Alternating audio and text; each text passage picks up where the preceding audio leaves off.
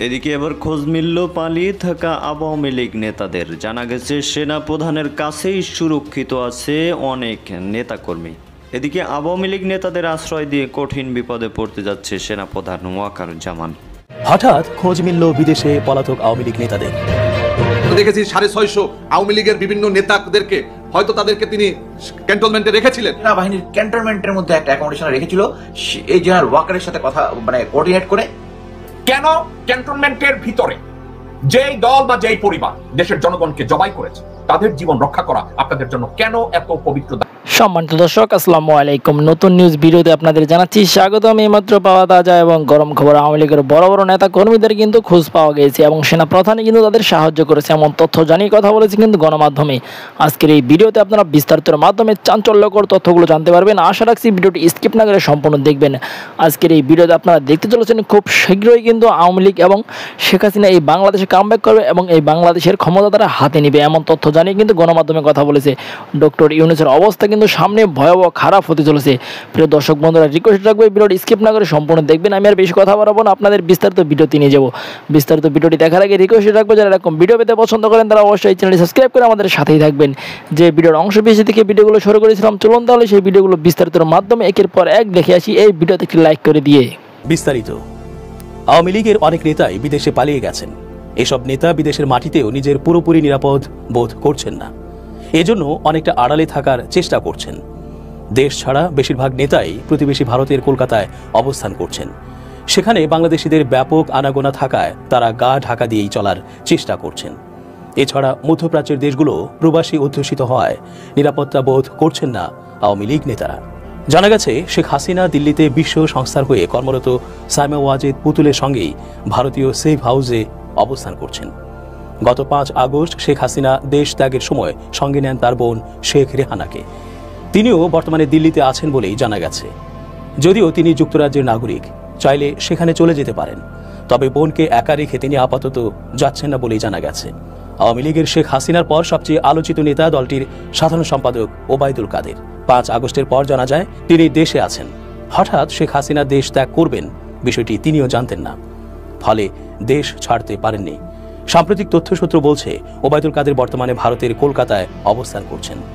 3 মেয়াদে আওয়ামী লীগ সরকারের স্বরাষ্ট্রমন্ত্রীর দায়িত্ব পালন করা আসাদুজ্জামান খান কামাল রয়েছেন কলকাতায়। এক ভিডিও চিত্রে দেখা গেছে সাবেক এই স্বরাষ্ট্রমন্ত্রী কলকাতার ইকো পার্কে কয়েকজনের সঙ্গে বসে আড্ডা দিচ্ছেন। তার সঙ্গে দেখা মিলেছে আওয়ামী লীগের সংস্কৃতি বিষয়ক সম্পাদক অসীম কুমার উকিল, তার স্ত্রী এবং বাংলাদেশ যুব মহিলা লীগের সাবেক সাধারণ সম্পাদক অপু উকিলকে। প্রভাবশালী আওয়ামী লীগ নেতাদের সঙ্গে ক্যামেরায় ধরা পড়েছেন ঢাকা 7 আসনে আওয়ামী লীগের সাবেক সংসদ সদস্য হাজী সেলিমের ছেলে সুলাইমান সেলিম। গত শনিবার সন্ধ্যা 7টায় তাদের দেখা যায় কলকাতার এই পার্কে। তবে পার্কটিতে তাদের অবস্থান দেখার পর বাংলাদেশিরা সেখানে জড়ো হয়। এ সময় দ্রুত সটকে পড়েন তারা। এর আগে আওয়ামী লীগ ক্ষমতাচ্যুত হওয়ার পরপরই দলের প্রভাবশালী নেতাদের মধ্যে প্রথম নিজের অবস্থান জানান দেন শামীম ওসমান। নারায়ণগঞ্জের এই প্রভাবশালী নেতাকে দেখা যায় এক ভিডিও ফুটেজে। তার অবস্থান শনাক্ত করা হয় দিল্লির নিজামুদ্দিন আউলিয়ার দরবারে। এদিকে গত মঙ্গলবার আরব আমিরাতের আজমান সিটি সেন্টারে শামীম ওসমানকে ঘুরতে দেখেন বাংলাদেশি প্রবাসীরা। এ সময় তার সঙ্গে বোরকা পরা 2 জন নারীকেও দেখা যায়। তাদের 3 জনের হাতেই লাল সুতা বাঁধা ছিল। ধারণা করা হচ্ছে সম্প্রতি ভারতে নিজামুদ্দিন আউলিয়ার দরগায় এই সুতা বেঁধেছেন তারা। এদিকে নির্ভরযোগ্য সূত্র জানিয়েছে আওয়ামী লীগের সভাপতি মণ্ডলীর সদস্য জাহাঙ্গীর কবির নানক, যুগ্ম সাধারণ সম্পাদক আফম বাহাউদ্দিন নাসিম অবস্থান করছেন ভারতের কলকাতায়। শহরের একটি 5 তারকা হোটেলে তাদের অবস্থান বলে জানা গেছে, তবে তারা প্রকাশ্যে আসছেন না। কুমিল্লার সাবেক সংসদ সদস্য বাহাউদ্দিন বাহার এবং তার কন্যা কুমিল্লা সিটির সাবেক মেয়র তাহসিন বাহার সূচনা সীমান্ত পাড়ি দিয়ে ভারতে আশ্রয় নিয়েছেন বলে খবর বেরিয়েছে। তারাও এখন কলকাতায় এক রাজনৈতিক নেতার আশ্রয়ে আছেন বলে জানা গেছে। সূত্র জানিয়েছে দেশ ত্যাগ করা নেতাদের বেশিরভাগই ভারত বাংলাদেশ স্থলবন্দর দিয়ে প্রতিবেশী দেশটিতে পাড়ি জমিয়েছেন। সূত্র আরও জানিয়েছে 5 আগস্টের পর দেশ ছড়া নেতাদের অনেকেই ভারতের কলকাতায় বাড়ি ভাড়া করে অবস্থান করছেন। ডুপ্লেক্স বাড়ি ভাড়া করে সেখানে নিজেদের কর্মীদের নিয়ে অবস্থান করছেন একজন সাবেক সংসদ সদস্য, এমন তথ্য পাওয়া গেছে। তবে অবস্থা বেগতিক স্থানীয় পর্যায়ের অনেক নেতার। কলকাতার ছোটখাটো হোটেলে অবস্থান করার তথ্য পাওয়া গেছে মফস্বলের কয়েকজন নেতার। ইউনিয়ন ও উপজেলা পর্যায়ের এসব নেতা কেন্দ্রীয় নেতাদের সঙ্গে যোগাযোগ করতে পারেননি। নিজেদেরও তেমন আর্থিক সচ্ছলতা নেই, ফলে বেশ কষ্টে এই সময় কাটছে তাদের। আবার ঢাকার বিভিন্ন ওয়ার্ড ও থানা পর্যায়ের নেতারাও কলকাতায় আছেন বলেই জানা গেছে, তবে হোটেলের লবির বাইরে তারা খুব একটা আসেন না। কেন ক্যান্টনমেন্টের ভিতরে যেই দল বা যেই পরিবার দেশের জনগণকে জবাই করেছে, দেশের জনগণকে গুম করেছে, দেশের সবকিছু লুটপাট করে তছনছ করে দিয়েছে, তাদের জীবন রক্ষা করা আপনাদের জন্য কেন এত পবিত্র দায়িত্ব হলো? আপনারা কি মঈনুদ্দিন ফখরুদ্দিনের মতো দেশ চালানোর জন্য এই কাজগুলো করছেন? আর ডক্টর মোহাম্মদ ইউনূস, উনাকে সামনে রেখে আপনারা কি এই অন্যায় কাজগুলো করে যাচ্ছেন? এর সঠিক একটা পর্যালোচনা হওয়া দরকার। আমি এর আগেও আমি কথা বলেছি, আমি আপনাদের মুখের দিকে তাকিয়ে আমি স্টেট ডিপার্টমেন্টে যাওয়া আমি এখনো যাই নাই, আমি আবার যাওয়া শুরু করব, আমি পেন্টাগনে যাওয়া শুরু করব, আমি সব জায়গায় যাওয়া আবার শুরু করব। কিন্তু একটা জিনিস আমি জানতে, আমি কিন্তু ওই অনলাইন অ্যাক্টিভিস্ট না যারা শুধু অনলাইনে গলাবাজি করে, যাদের আর কোনো ক্ষমতা নাই। অনলাইনে বসে একে উলঙ্গ করবে, ওকে উলঙ্গ করবে, একে বাল ছিড়বে, অমুকের মাথা ছিড়বে। আমি কাউকে উলঙ্গ করব না, কিন্তু একটা কথা, আমি কন্টিনিউয়াসলি আমার দেশের জন্য আমি দালালি করব। আমি জানি আপনাদের অনেক জোর, আমি জানি আপনাদের অনেক চ্যানেল আছে, কিন্তু আমি আমার শ্রদ্ধেয় দেশপ্রেমিক ডক্টর মোহাম্মদ ইউনূস আপনার দৃষ্টি আকর্ষণ করে আমি এই কথা অবশ্যই আমাকে বলতে হবে। আপনাকে কি ইচ্ছা করে জনবিচ্ছিন্ন করা হচ্ছে? আপনার কাছে লোকজনদেরকে কি ইচ্ছা করে যেতে দেয়া হচ্ছে না? আপনার আশেপাশের লোকজনদেরকে কি এমন ভাবে স্বৈরাচাররা নিয়ন্ত্রণ করছে যেখানে সবকিছু তাদের দ্বারা নিয়ন্ত্রিত? এ ব্যাপারে আপনার প্রেস থেকে, আপনার ওখান থেকে একটা প্রেস রিলিজ আসা উচিত। দেখেন ভাই, আমার কাজ হচ্ছে নিউজ করা। আমি কোনো নির্দিষ্ট দলের পেইড সাংবাদিক না যে আমি ধরেন এক ধরনের রাজনৈতিক নিউজই করবো, সেটা হইতে পারে শুধু আওয়ামী লীগের পক্ষে, বিএনপির পক্ষে বা জামাতের পক্ষে। আমার কাছে যখন যে নিউজটা গুরুত্বপূর্ণ মনে হয় আমি আমার জায়গা থেকে নিউজ করি। তো যেই দলের পক্ষে যায় ওই দল ওই ভিডিওতে ভালোই লিখেন, আর যাদের বিপক্ষে যায় দালাল, কখনো জামাতি, কখনো বিএনপির টাকা খাইছস, এরকম নানান ইস্যু আসে। সেটা আপনার ব্যক্তিগত point of view, as a mini সাংবাদিকই বলতে পারি আর কি। আমি আমার জায়গা থেকে এই কন্টেন্টগুলো আপলোড করি। তবে এই ধরনের কন্টেন্ট আপলোড করলে অনেকে ভয় পায়। একদিকে আওয়ামী লীগ উজ্জীবিত হয়, কিন্তু বাকিরা ভয় পায়। এই ভয়টা কাজ করাচ্ছে কেন জানেন? এই মুহূর্তে আমাদের যে সরকার আছে সেই সরকার ভারতের সাথে শক্তিশালী ভূমিকা রাখতে পারতেছে না। ইভেন রাষ্ট্র পরিচালনার ক্ষেত্রেও গত 2 মাস হয়ে গেছে খুবই দক্ষতার পরিচয় দিতে পারছে না। প্রশাসন থেকে শুরু করে বিভিন্ন জায়গায়, খোদ রাষ্ট্রপতি থেকে শুরু করে বিভিন্ন সেক্টরে আপনার এখনও আওয়ামী লীগের সেটআপটা আছে। এটাই হচ্ছে ভয়ের কারণ। আর এই ভয়টাকে রাজনীতিবিদ শেখ হাসিনা চট করে ঢুকে যাব এই একটা ওয়ার্ড দিয়ে কিন্তু আরও বাড়াই দিয়েছেন। এরপরে প্রতিদিন আসছে বিভিন্ন আপডেট। আজকে আন্তর্জাতিক গণমাধ্যমগুলো, ভারতের গণমাধ্যমগুলো, বাংলাদেশের গণমাধ্যমগুলো একটা নিউজ করছে। হেডিংটা কি দিচ্ছে আপনি দেখেন, যে শেখ হাসিনা যেভাবে দেশে ফিরে রাজনীতিতে সক্রিয় হতে পারেন। এটা আমার দেওয়া টাইটেল না, প্রত্যেকটা গণমাধ্যমের। আচ্ছা, আমার হাসি নিয়ে অনেকে প্রশ্ন করেন, তুই তো খুশি ভাই, আমি সব ভিডিওতে একটু এরকম হাসি টাসি দিয়ে বলি। যাই হোক, এখন শেখ হাসিনা বাংলাদেশে ফিরবেন নাকি ফিরবেন না, এটা $1 মিলিয়ন একটা প্রশ্ন। কেউ বলছেন যে ফিরবেন, কেউ বলছেন যে ফিরা এই 80 বছর বয়সে তিনি জেলে গেলে ভাই এমনি নির্বাচন হইতে 3 বছর, এরপরে বিএনপির 5 বছর, এরপর আরও বিএনপি ভালো কাজ করলে আরও 5 বছরও থাকতে পারে। সেই পর্যন্ত শেখ হাসিনা বাঁচবেন তো? আবার বেগম খালেদা জিয়ার সাথে তিনি যেই কাহিনী করছেন, এই কাহিনীর 10 গুণ শেখ হাসিনার সাথে হবে। এগুলো তিনি নিতে পারবেন তো? এরকম নানান শঙ্কা আছে। কিন্তু আন্তর্জাতিক বিশ্লেষকরা বলছেন যে শেখ হাসিনা দেশে ফিরবে না, এই ধারণা বা বিশ্বাস থেকে ধীরে ধীরে অনেকটা ফিরবে এই জায়গাটাই তৈরি হচ্ছে। আন্তর্জাতিক রাজনৈতিক বিশ্লেষকরা বলেন বাংলাদেশের রাজনীতিতে যে নেতৃত্ব শূন্যতা, সেটি একসময় শেখ হাসিনাকে দেশে ফিরে আসার পথ এবং রাজনীতি করার সুযোগ তৈরি করে দেবে। এখন নেতৃত্ব শূন্যতা বলতে কি বুঝাইলো? আমি বুঝাই, দেখেন এই মুহূর্তে বিএনপির যিনি head of command Tarek Rahman, তিনি দেশে নাই। তিনিও দেশে আসছেন না, কারণ তিনি দেশে আসলে গ্রেপ্তার হবেন, এটা বিএনপি ভালো করেই বুঝতেছে। যার কারণে মামলাগুলোকে একটা আদেশে প্রত্যাহার করার জন্য চেষ্টা করছে। বেগম খালেদা জিয়া তিনিও বিদেশ যাচ্ছেন না। কেন যাচ্ছেন না? আওয়ামী লীগ থাকতে আমরা দেখছি প্রতি সপ্তাহে তার আইনজীবী পরিবার বিএনপির কাছ থেকে আমরা দেখতাম প্রতিদিনই যে তাকে কেন বিদেশ যেতে দেওয়া হয় না, এখন তো তিনি যাইতে পারেন, কেন যাচ্ছেন না? ওই যে পেছনে ভয়, ডক্টর ইউনূস সরকার আসলে কি ঘটায় কোনো গ্যারান্টি নেই। এর মধ্যে সমন্বয়করা এই সন্দেহটা আরও 10 গুণ বাড়াই দিছে। কোনটা?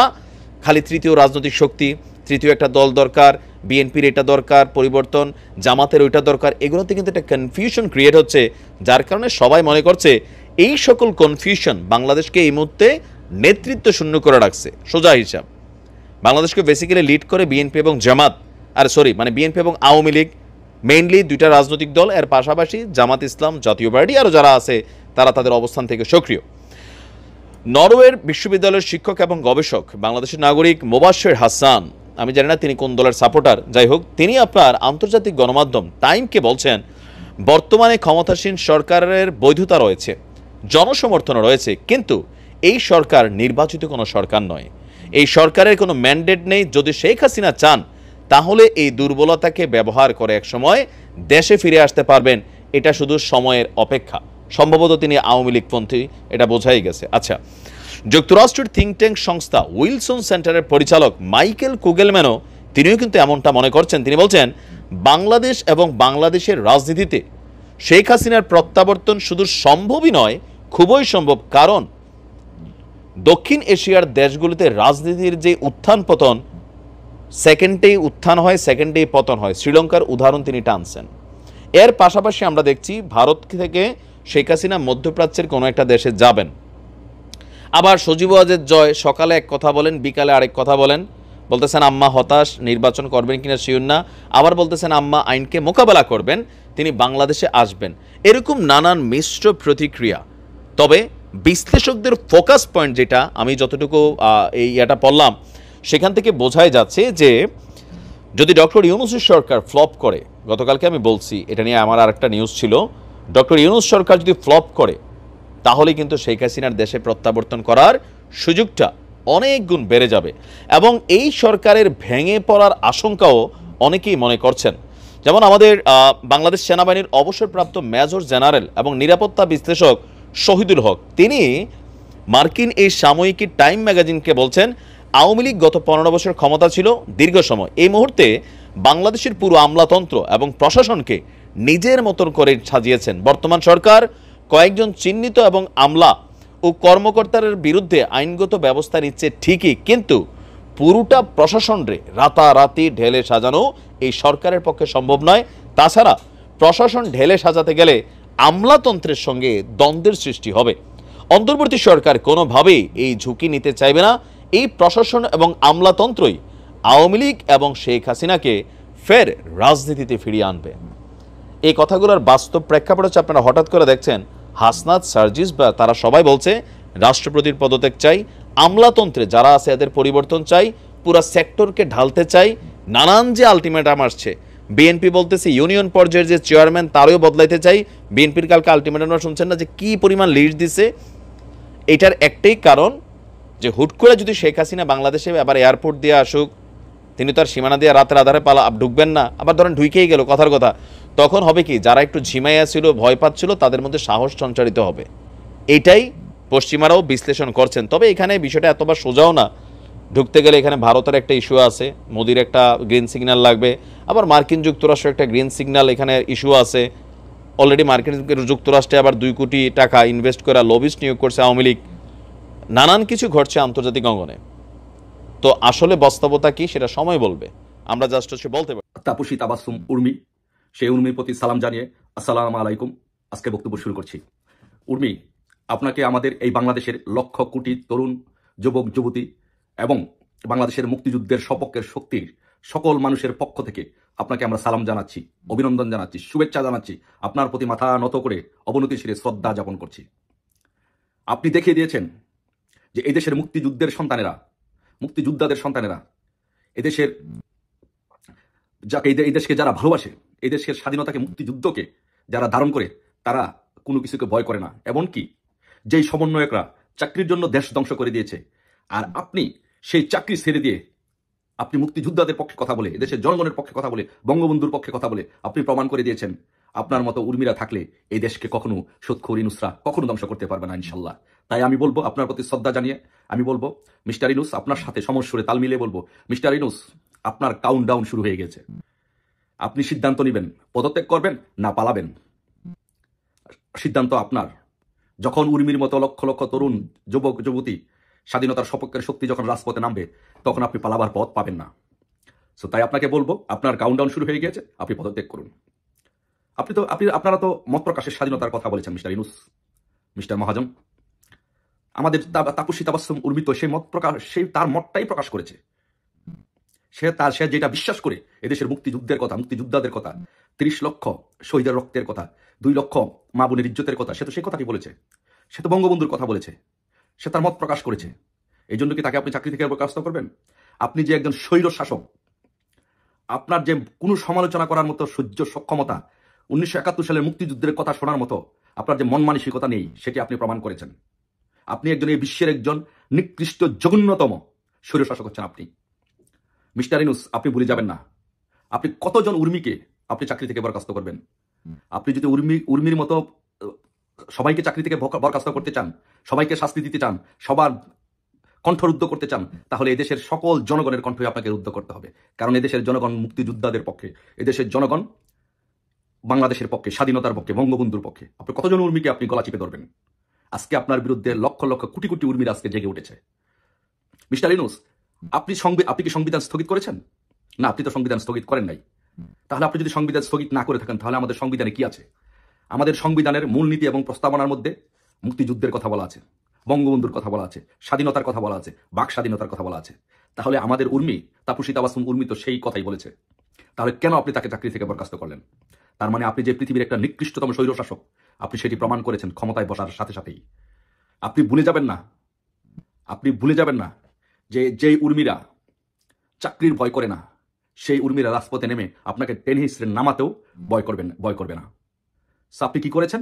আপনি এই দেশের উর্মির মতো লক্ষ লক্ষ আমার বোনদের, মা বোনদের, ভাইদের গলা চেপে ধরেছেন। আজকে কেউ কথা বলতে পারছে না। আজকে পুরো বাংলাদেশকে আপনি টুটি চেপে ধরেছেন।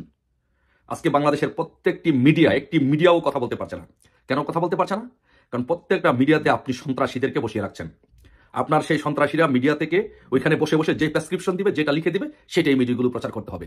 এর বাহিরে কোনো মিডিয়া কোনো কিছু প্রচার করার ক্ষমতা নেই। সো আপনি আমেরিকার গণতন্ত্রের কথা বলেন, ইংল্যান্ডের গণতন্ত্রের কথা বলেন, আর আপনি একজন মানুষ আপনার সংবিধান, মুক্তিযুদ্ধ নিয়ে কথা বলে তাকে চাকরি থেকে বরখাস্ত করবেন? আপনি কিসের গণতন্ত্র প্রতিষ্ঠিত করবেন? আপনি তো মুখে বলেন আমেরিকার গণতন্ত্র, বাস্তবে তো আপনার উগান্ডার গণতন্ত্র প্রতিষ্ঠিত করার মতো আপনার মন মানসিকতা নাই। আপনি একজন নিকৃষ্টতম স্বৈরশাসক। তাই আপনাকে বলবো, আপনি এখনই বিদায় নেন। আপনাকে এদেশের জনগণ ঘৃণা ভরে প্রত্যাখ্যান করে, আপনি এদেশের একজন আবর্জনা, অপ্রয়োজনীয় আবর্জনা।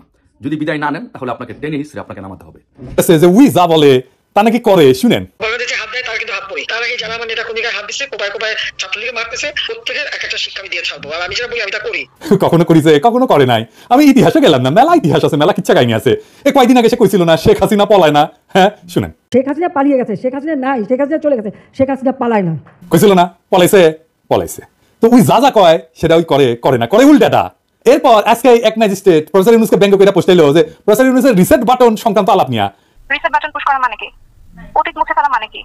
আমাদের মুক্তিযুদ্ধ হচ্ছে মীমাংসিত সত্য, আমাদের জাতির পিতা বঙ্গবন্ধু, এগুলো সবই মীমাংসিত সত্য। রিসেট বাটন পুশ করে সব অতীত মুছে ফেলা, এটা মানে কি? এটা তো তাহলে আমি তো মনে করি যে আজকাল মুক্তিযুদ্ধের বিরোধী শক্তি আমাদের দেশে এখন গভর্নমেন্ট হিসেবে আছে। আমি হচ্ছে মুক্তিযুদ্ধের পক্ষের শক্তি। বাংলাদেশ দাঁড়িয়ে আছে 30 লক্ষ শহীদের রক্তের উপর, ঠিক আছে? 30 লক্ষ শহীদের রক্তের বিনিময়ে আমাদের দেশটা স্বাধীন হবে। এই 30 লক্ষ শহীদ রিসেট বাটন পুশ করলে কি এই 30 লক্ষ শহীদ ফিরে আসবেন?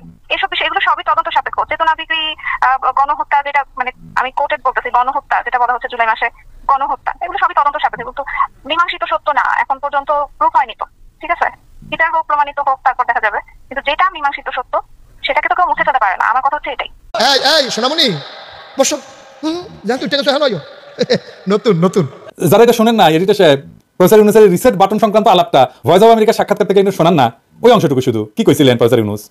32 নম্বর রোডে বঙ্গবন্ধু জাদুঘর হিসেবে যেটা পরিচিত ছিল, সেই জাদুঘরটিকে বিনষ্ট করা হলো 5ই আগস্টের পরে, এবং 15ই আগস্টের যে সরকারি শোক দিবসের ছুটি ছিল, সেটাও আপনার সরকার বাতিল করলো, এবং বঙ্গবন্ধুর বহু ভাস্কর্য ভেঙে ফেলা হয়েছে। এই নিয়ে বেশ খানিকটা সমালোচনাও আছে। তো দীর্ঘদিন ধরে বাংলাদেশের জাতির জনক হিসেবে বঙ্গবন্ধু শেখ মুজিবুর রহমান স্বীকৃত। এই ব্যাপারে আপনার সরকারের দৃষ্টিভঙ্গি কি? আপনি পুরোনো দিনের কথাবার্তা বলছেন, এর মধ্যে একটা গণ অভ্যুত্থান হয়ে গেছে আপনার মধ্যে, স্মরণে নেই। এর মধ্যে আপনি এমনভাবে কথা বলছেন যেন এইসব ঘটনা ঘটেই নেই। কাজে নতুন ভঙ্গিতে যা হচ্ছে সেটাকে দেখতে হবে তো, কত ছেলে প্রাণ দিল সেটা নিয়ে আপনার কোনো প্রশ্ন নাই, কেন প্রাণ দিল। হ্যাঁ, কাজে ওগুলো আসুক। তারপরে এই যে প্রথম স্বীকার করতে হবে যে তারা বলেছে, ছাত্ররা বলেছে যে আমরা রিসেট বাটন পুশ করেছি, এভরিথিং ইজ গন, অতীত নিশ্চিত ভাবে চলে গেছে, এখন নতুন ভঙ্গিতে আমরা করে তুলবো, দেশের মানুষও তা চাই। তো সেই নতুন ভঙ্গিতে তোলার জন্য যেটা আছে সেটা হচ্ছে আমাদেরকে সংস্কার করতে হবে। শুনেছেন এ বেকুব মাইয়া প্রফেসর ইউনুসকে রিসেট বাটন চাপা বলতে বুঝাইছে ইতিহাস মুছে দেওয়া নাকি? হাসিনার আমলে গিপিয়ে পাইপ হইলে আর কোটায় ম্যাজিস্ট্রেট হইলে তো ইনকাই হবি। রিসেট বাটন এই মেটাফোর বা এই রূপকটা রাজনৈতিক পরিভাষায় একটা খুব ইন্টারেস্টিং ব্যবহার আছে, জানেন এটা কি?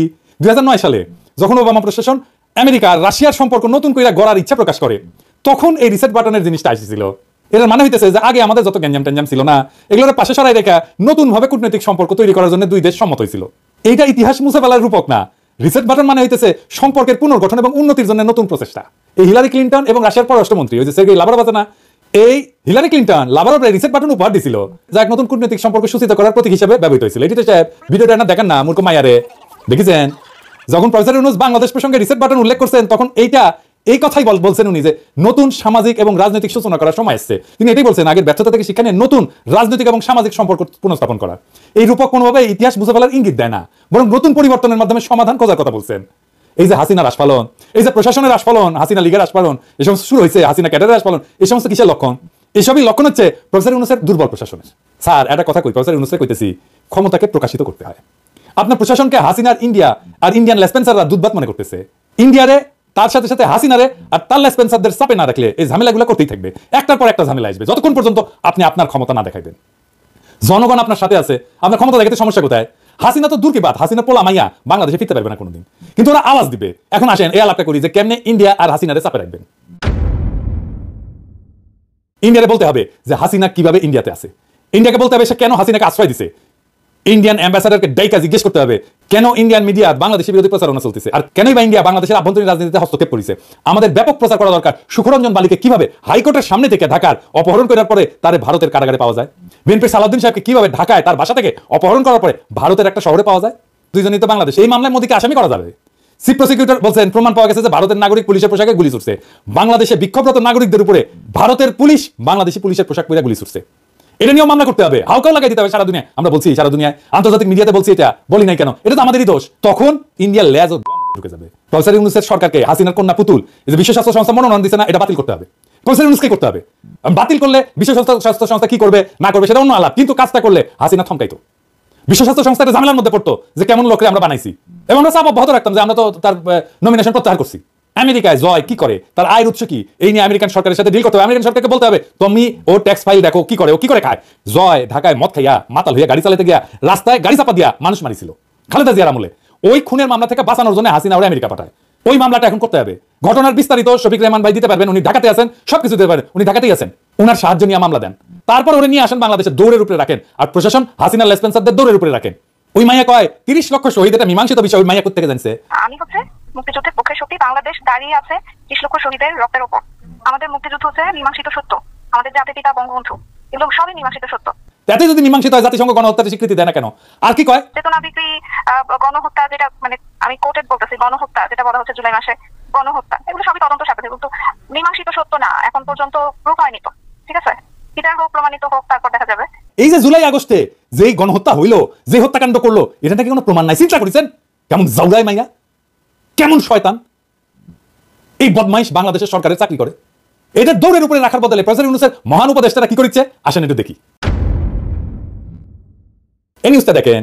তো সাহেব আপনি কি পণ করেছেন যে আপনি আমাদের কথা শুনবেন না? এই হারামজাদাকে আপনি মালয়েশিয়া থেকে পোল্যান্ডের রাষ্ট্রদূত করে পাঠাচ্ছেন, ছিল মালয়েশিয়াতে, এশিয়ার, ওকে ইউরোপে পাঠাচ্ছেন। এই লোক মালয়েশিয়া কি করেছিল জানেন? গত অভ্যুত্থানে যারা মিছিল সমাবেশ করেছিল মালয়েশিয়া, তাদের সন্ত্রাসী আখ্যা দিয়া মামলা দিছিল মালয়েশিয়া পুলিশের কাছে। তো সাহেব আপনার সাহস দেখে তো আমি শ্রদ্ধা হয়ে গেলাম। হ্যাঁ, আপনার তো কলজাত বহুত সাহস। তো সাহেব হ্যাঁ, বহুত সাহস দেখতেছি আপনার। সাহস করলে হান্দাই দেবো। তো সাহেব পাঠাইতেছেন ইউরোপে, যেটি আমি আছি। হ্যাঁ, পাঠান পাঠান, আমি যাবো নিজে। ওক আমি বাংলাদেশ এমবেসি দুইটা পিটামু, তারপর নিজের হাতে ওর প্যান্ট খুলে শীতের মধ্যে রাস্তার বাইক করে দেবো। পাঠান দেখি আপনার কত বড় সাহস, পাঠান কত বড় ক্ষমতা আপনার দেখি। তো সাহেব আমি কামলা দিয়া কাজ করি না, নিজের হাতে করি। পাঠান, যদি সাহস থাকে আপনার ওপেন চ্যালেঞ্জ দিলাম, ওরে আপনি পোল্যান্ডে পাঠান। এমন হইতে পারে যে আমার ভিডিও দেখে যেদিন রিলিজ হলো সেদিন তার আগে নিয়োগ বাতিল হলো, কিন্তু প্রশ্ন থেকে যাবে এই অর্ডার কেমনি আপনি করেছিলেন, আমি আপনার ছাড়ুন না। তো সাহেব রাষ্ট্রদূত বানানোর লোক পেতেছেন না? হ্যাঁ, আমার জিজ্ঞেস করেন, মেলা ক্যাডারে মেলা লোক আছে, আমি কয়ে দিমুনি। ক্যাডারে যদি না পান বাইরেও লোক আছে মেলা, কয়ে দিমুনি। আর শুধু কে এইটা আরেক ইচ্ছা বলি, জনপ্রশাসন মন্ত্রণালয়, এই যে আলী ইমাম মজুমদার খানজাদা আছে না, এটা হলে আপনাদের চোখে যেতে পারে, কিন্তু কয়ে রাখা ভালো যে কেঙ্কা কাজ চলিচ্ছে প্রফেসর ইউনূসের উপদেষ্টারা কি করছে আসলে। এই যে এদের যে এমনি গেলাই, এমনি তো গেলাই না, গালি খাওয়ার মতো কাজ করলে গেলাই। আসেন দেখি এই আলিমা মজুমদার হারামজাদারা কি করেছে।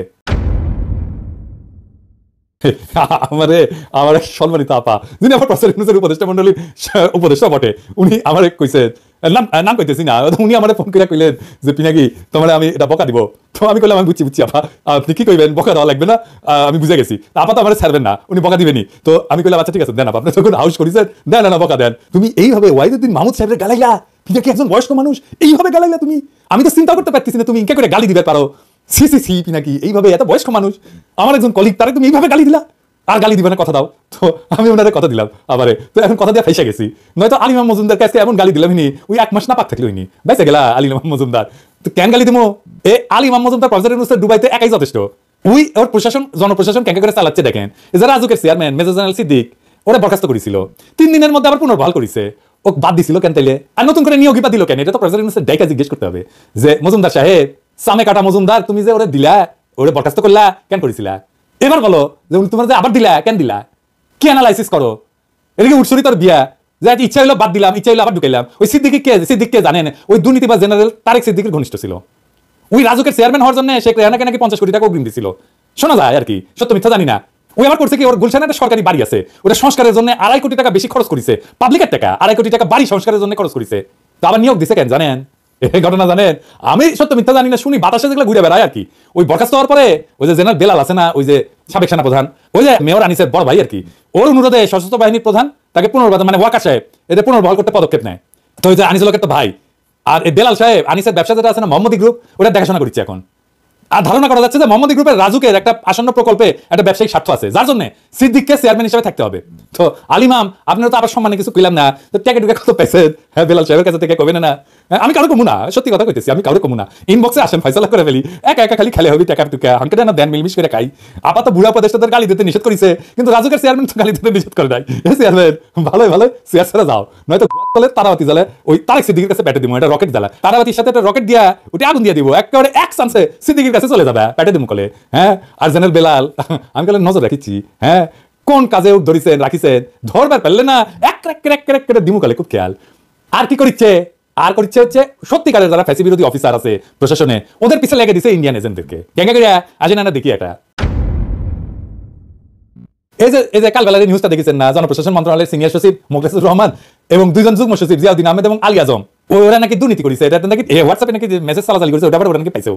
হ্যাঁ, এইটা এই কালবেলা হইতেছে পুরা ইন্ডিয়ান এটা এবং আওয়ামীপন্থী একটা পত্রিকা, এবং এর ফলে বিভ্রান্ত হয়েছে মেলা মানুষ। আর কিছু মতলব পত্র পত্রিকা তো আছেই, এবং অসত্য এবং অশুভ উদ্দেশ্য চরিতার্থ করার জন্য প্রোপাগান্ডামূলক এই খবরগুলো প্রচার করছে, প্রকাশ করছে।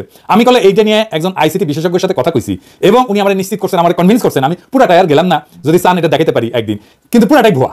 আর এই কালবেলা সম্পাদককে জানেন, এই সন্তোষ শর্মা, এডিটর সাহেব পরে ছবি দেখান না সন্তোষ শর্মার, দেখেছেন ছবিগুলা, পুরো ইন্ডিয়ান মাল, তাই না? দেখেছেন না? তো ওই যেটা ছাপবি সেটা বিশ্বাস করা যাবি কন্ত, বিশ্বাস করতে পারেন না। ওই আমার নিউজও ছাপে, প্রচুর নিউজ ছাপে, আমি স্ট্যাটাস মারলে ওটা নিউজ বেনে দেয়, বুঝছো? তো আমার নিউজ দেখলে তাহলে বিশ্বাস করবেন না, এটা ভাইবেন না আমার তেল দিচ্ছে জন্য ওর নিউজ বিশ্বাস করা লাগবে না। ওর কালবেলার ধান্দা আছে, ওর ধান্দা হইতেছে আমার নিউজ ছাপে, ওই রিডার টিডার নিবি, বুঝছো? তারপরে এই যে ইনকাট করে এই উল্টাপাল্টা কাজ করবি। প্রফেসর ইউনূসের সরকার আনকারের সন্তান, এই সরকারে আমরা শাসন করব, আদর করব, তাই করে বড় করব। কিন্তু এই সরকারকে উৎখাতের চেষ্টা যদি কেউ করে, বিপদে ফেলার চেষ্টা যদি করে, আমরা গেলে ছাইরা দেবো না, বুক দিয়ে সরকারকে আগলাই দেবো। মাথার মধ্যে যদি শয়তানি প্রকল্প থাকে না, ঠাসি খেয়ে থাকেন, বেশি তেরিবেরি করেন না, মাইন্ড কলে একটা মাটিত পড়বে না, মাইন্ডেড। প্রিয় দেশবাসী, শুরু থেকে শেষ পর্যন্ত যারা এই ভিডিওটি দেখেছেন সকলকে জানাই অসংখ্য অসংখ্য ধন্যবাদ। যারা এরকম নিউজ ভিডিও পেতে পছন্দ করেন তারা অবশ্যই এই চ্যানেলটি সাবস্ক্রাইব করে পাশে থাকা বেল আইকনটি বাজিয়ে দিবেন। যারা এখন এই ভিডিওটি শেয়ার করেননি, এই ভিডিওটি দ্রুত শেয়ার করে সকলকে দেখার সুযোগ করে দিন। আজকের মতন এই পর্যন্ত, দেখা হচ্ছে পরবর্তী কোনো ভিডিও নিয়ে ইনশাল্লাহ।